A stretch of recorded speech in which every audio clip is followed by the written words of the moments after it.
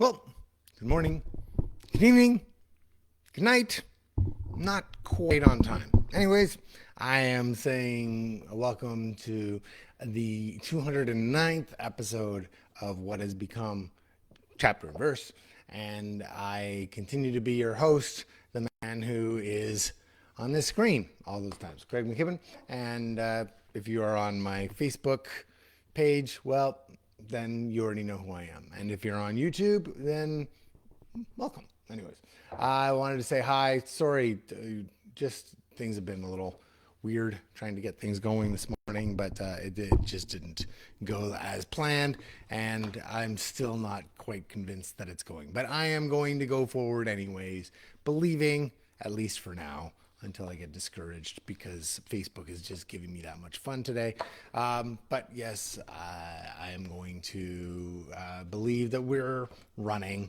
And if you could do me a favor and let me know that this is actually running online by saying hi in the comment section, that would be beautiful. I would love that. Anyways, I'm going to, because we just had enough things going on, there's not a lot of banter. I'm going to jump right in to the teaching session. And then if we are not running very, very soon, then I will just give up and say, forget it. We're going to try it another time. On that happy note, all right, let's pray and let's go. God, I thank you for today.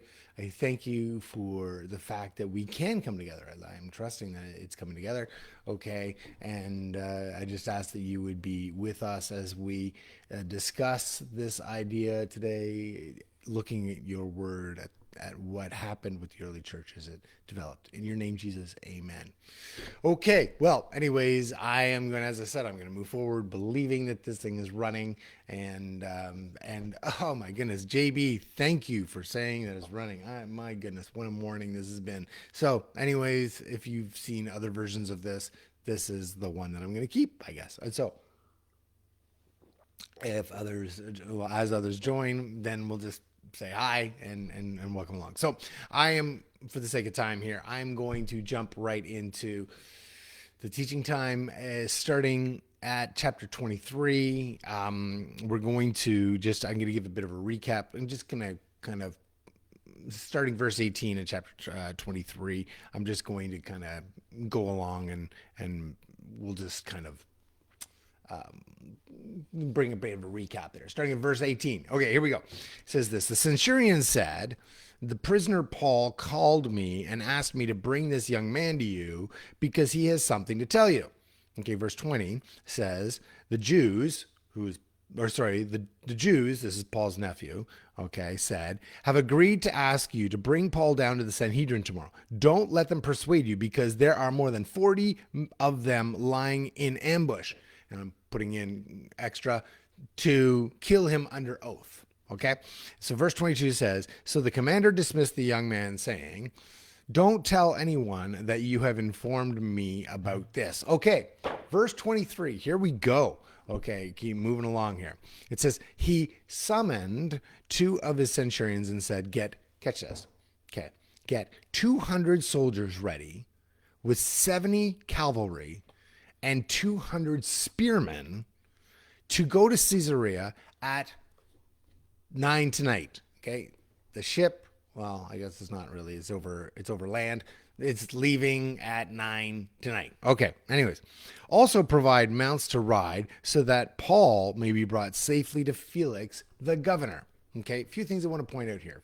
First thing, 200 swordsmen or soldiers, 200 spearmen, and 70 cavalry. It's a little bit of overkill here for a Roman escort. You do the math, there's about 40 of them that are in hiding, and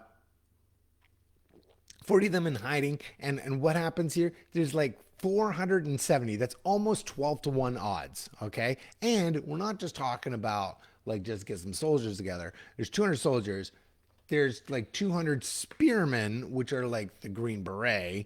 And then you've got like 70 cavalry, who's like, I don't know, the armored division kind of thing that's happening, right? So this this commander is not letting this foil under his watch. Right? It's like hearing Rory in the morning sometimes. Like the dog will be outside and I guess it's not paying attention or whatever. And she's like, "You get over here, not under my watch." So, anyways, yeah, that's kind of what happens there. Okay, the second thing I want to point out here is the nature of these soldiers. Right? You've got these like elite soldiers who are going to deal with this like ragtag group of people in that are just have this vow, right, to kill Paul, and they're not going to eat or drink, so they're probably going to even be tired. But we'll see.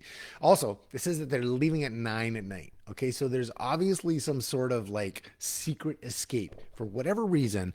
It is like taking on this high level of secrecy and what's going on. Okay, now catch this. Okay, verse 25 says this. He, being the commander, wrote the following letter: Claudius Lysias, to the most excellent governor Felix, greetings. When this man had been seized by the Jews and was about to be killed by them, I arrived with my troops and rescued him. Okay, literally the term there for rescued is to tear away with force. Okay, so literally we tore Paul away from these Jews. Okay, because I learned that he was a Roman citizen. Wanting to know the charge they were accusing him of, I brought him down before their Sanhedrin, okay, their government. I found out that the accusations were concerning questions of their law, and that there was no charge that merited death or imprisonment. When I was informed that there was a plot against the man, I sent him to you right away.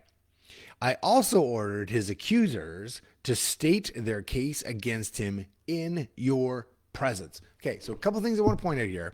First thing is this letter is following the proper Roman legal protocol. Okay, so it was a legal letter written to the governor from this commander. But I want to say this: it also shows this irony that's taking place because the Romans had been seen for being the reason for Christ's death.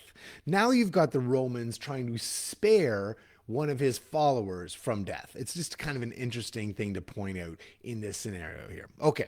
Second thing, it says that he ordered his accusers to state their case. Okay, so the Greek / Craig McKibben version of this is that he commended the accusers or the opposition to Paul, because that's kind of the term that's used, to expose what they were trying to do in secret. So he's basically saying, I'm calling them out to get it very, very clearly made known what actually happened in secret. What you were trying to do in secret, I'm bringing it out right on the floor. Okay. So I just want to say this.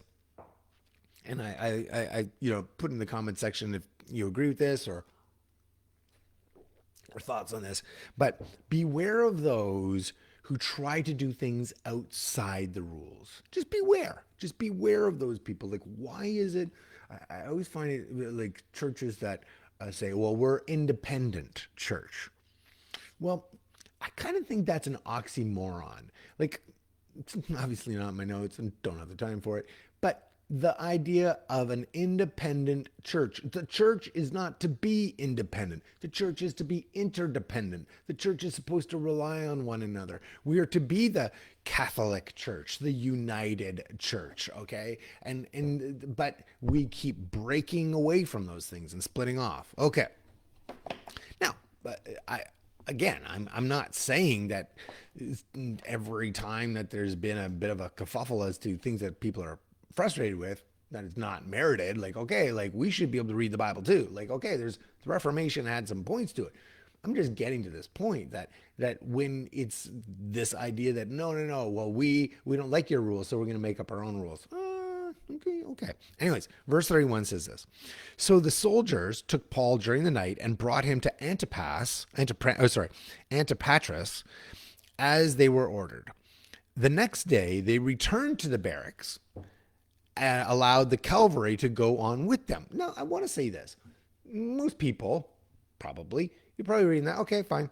But I was like, well, whoa. Why do you have like 470 people?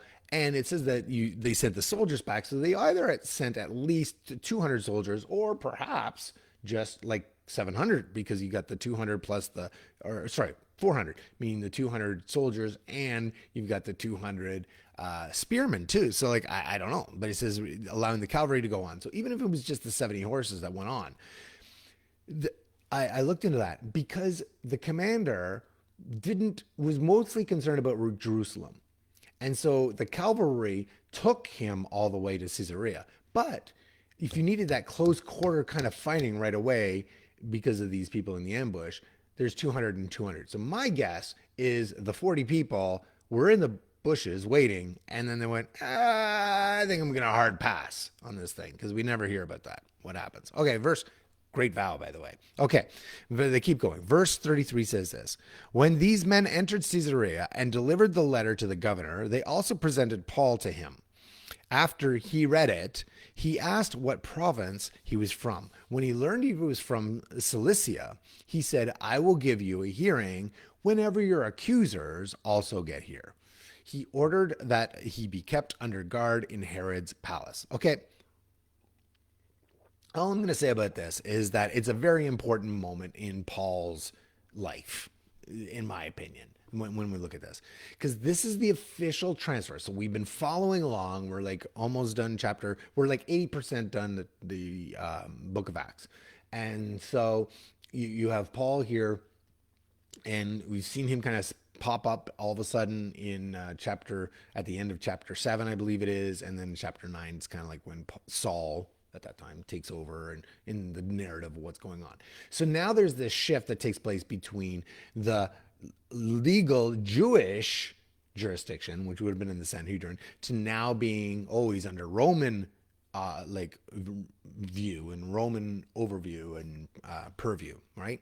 So it sets things up for this final heading to Rome. Sorry, a bit of a spoiler alert as to what's going to happen. But yes, moving on to Rome. Okay, so this is what's happening here. Okay, but you know what that means? What goes on with that? It's like this is chapter 24, baby.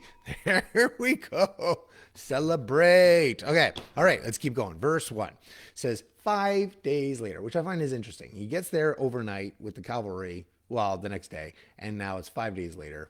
5 days later, Ananias, the high priest, I remember that guy, came down with some elders and this boy lawyered up, okay, and a lawyer named Tertullus. Oh, that sounds really Jewish. Okay. Tertullus.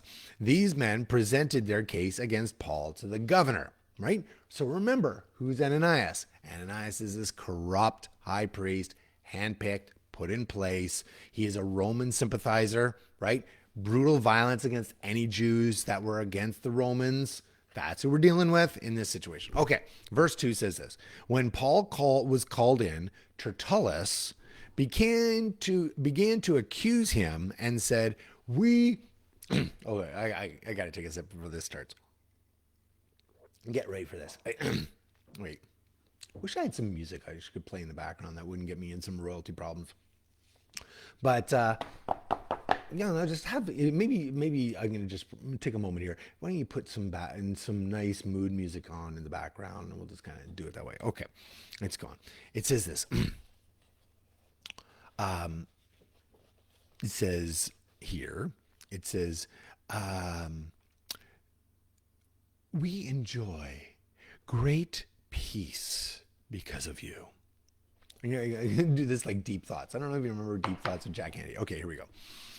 We enjoy great peace because of you, and reforms are taking place for the benefit of this nation because of your foresight. Okay, so seeing what's going on. Okay, so the what it says that he began to accuse him. It's a legal term that's used that Paul writes here. These formal charges. He is laying out the formal charges for Paul. Okay, and he says that we enjoy great peace. Well, it's pretty ironic because Ananias is using violence to somehow have this this this this sorry just I saw a comment JB. Okay, anyways, that's funny. Okay, so I'm gonna come back on, let me back up on this. You got Paul, or you got this Tertullus guy saying, like, we got great peace, but Ananias is using violence. That's the way that he's bringing peace, which I think is very ironic. I just want to say a couple things about flattery. Okay, that Carrie and I were talking about this a bit last night. Like, there are things that really get under my skin. One thing that really gets under my skin is flattery. I have such a problem with flattery. You know what? There's a lot of things that I can let go and whatnot. But when you have somebody who is basically blowing smoke, like they are just saying stuff that is not true, and you know it, or you kind of know it, and it's there, and it has that, it's just ick. It's just ick when that stuff happens. And I was looking up some stuff about flattery, and I found a couple of quotes I thought were really interesting here. A guy, he was this this Irish English politician back in the 1700s. His name is Edmund Burke, and he kind of started conservatism, that the idea of that in politics. And I just think he says flattery corrupts both the receiver and the giver. I thought that was really good. Flattery corrupts both the receiver and the giver. Another one that I thought was pretty funny, that the guy who invented Dennis the Menace, his name's Hank Ketchum, he said this: flattery is like chewing gum. Enjoy it, but don't swallow it. That was pretty good. There, enjoy it, but don't swallow it. Let me throw this in just as my own thoughts on flattery. Flattery is putting lipstick on a lie. I don't know. Someone put that in the comment section. Maybe I'll put it in there. I just thought that flattery is putting lipstick on a lie. Maybe in the comment section you put your best version or thoughts on flattery, and then we'll just commend you and say that you're brilliant and amazing. And see, this is why I don't like flattery. Okay, let's keep going. It says, verse 3, more flattery coming on. We acknowledge this is in every way and everywhere most excellent Felix, with utmost gratitude. But so that I will not burden you any further, I request that you would be so kind, or be kind enough to give us a brief hearing. For we have found this man to be a plague. Whoa. Some translations, maybe your translation will say nuisance. Okay. The word is loimen. Okay. Which means like a pestilence. So it's like akin to like the things that Moses, brought, or not Moses, but God brought onto Egypt through the time of Moses, right? So he says, found him to be a plague, an agitator, right? Stirring things up among all the Jews. Got to keep moving. Wow, I missed a page altogether. This is going to be interesting. All right, this has never happened before. I'm going to have to go into my notes on my screen because I printed the wrong pages. Well, that's just fun. Isn't that kind of fun? See, you're getting everything today. Okay, so, all right. So, maybe I am okay. Maybe I do have it right. Oh, there we go. Yes. Okay. So it says a plague, an agitator among all the Jews throughout the Roman world. Okay. And a ringleader of the sect of the Nazarenes. He even tried to desecrate the temple. And so we apprehended him, right? So let me break that down. Okay, just for a second here. This section is going to be called Translating Tertullus. Okay. translating Tertullus. So this is kind of like the Craig McKibben slash Greek slash idea of what's going on here. That it says we found him to be like a virus, inciting violence, leading citizens astray, trying to storm the Capitol, so to speak, right? The whole thing with the temple. So we did you a favor. We restrained him. Like that is what basically he's getting at. No, we're actually helping you. Okay. We restrained him. That's verse 6. Let me read verse 6 again. It says, he even tried to desecrate the table or the temple, and so we apprehended him. Verse 8 says, by example, wait, hold on. Verse 6 says this. It says, he even tried to desecrate the temple, and so we apprehended him. Verse 8, but it says, hold on, whoa. Verse 6, verse 8. Okay, now it's a summer, so like I gotta give myself some credit. I'm not in school, but that kind of looks to me like we're missing something. We're missing verse 7. You're right. So I'm going to read what verse 7 says, because in some manuscripts it's there, in other manuscripts it's not there.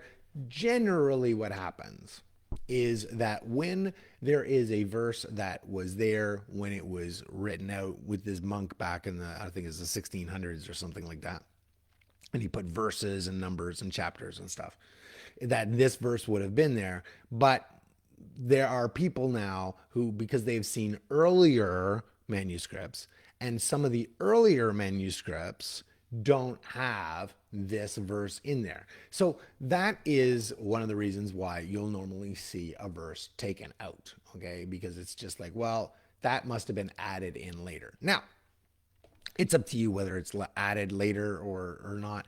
To me, I don't think it changes much of the storyline. And sometimes you will see, I've seen times where things maybe added, like, okay, we need to explain that or something, a little bit of an addendum to it. And I'm not saying that that's right. I'm just saying that that's usually what I see. This case, not really the same thing. We see more information, and why it was taken out, I'm not sure. But other than the fact that it was in earlier manuscripts. But let me read to you now the breakdown when we include verse 7 in there as well. It says, he even tried to desecrate the temple, and so we apprehended him and wanted to judge him according to our law. But Lysias, this guy, the commander, Lysias the commander, came and took him from our hands with great force. They sound woke, okay? They broke my nail, okay? Like took from our hands with great force, commanding his accusers to come to you. We don't want to be here right now. We were ready to deal with all this back at home, but your Lysias guy, he got sent over. He came over and he like wrecked the party, and he stormed in and he just called me names, and right. So you see this plot that's being like set up here, that he's like, this Tertullus guy is trying so hard to just play this up. So I don't know why this verse, other than the fact that the people that have more degrees than I do, so I can't fault them. But to me, this verse doesn't really try to change much from it, the storyline here. And it seems like it's a lot. It's not like this added thought. I kind of think it maybe would have been there. But anyways, it's up to you to decide. Okay, so he even tried to desecrate the temple, and so we apprehended him and wanted to judge him according to our law. But Lysias, the commander, came and took him from our hands with great force, commanding his accusers to come to you. By examining him yourself, you will be able to discern the truth. This is like opening statements here. You will be able to discern the truth about these charges we are bringing against him. The Jews that were there also joined in the attack, alleging that these things were true. Okay, let me just point something out. These things weren't true. These things weren't true. He tried to desecrate the temple. You have to go back to the last episode. Remember, there was this Ephesian person that Paul was hanging out with out in the outer courts. Totally cool, home free, not problem to be out in the outer courts. And the rumor had it that it was now going, they were going into the temple together, but it was unfounded. This is something that I want to be able to say to you as I kind of bring this now to a close. That people need a narrative to support their view. I can't stress that enough. I've experienced that myself. You've probably experienced that yourself. And you'll have somebody that's upset with you about something and or upset with somebody else about something. And you say, did they really say that?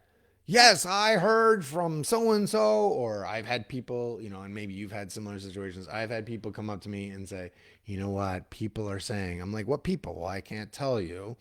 Well, then I don't know how many people is more than just person, because you could be the person, right? That there are people that try to hide behind things. It's, oh, I wouldn't say that about you or whatever. I wouldn't do that. Or, Craig, I think you're really, or Bob or whatever, I think you're really, really, you can handle these things, but blah, blah, blah, right? This idea of flattery to me is so self-serving.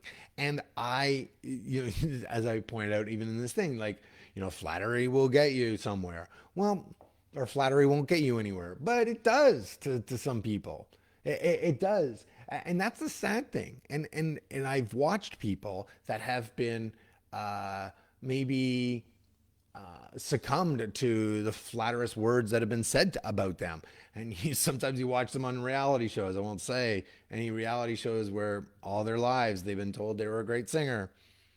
Maybe not, right? So you got these, how do I want to call it? You've got these just these big messes out there with people that have thought that, oh, I've been told this. I've been told this, where it was really a lie, and it comes back on you. And so flattery may get you somewhere, but it also exposes you.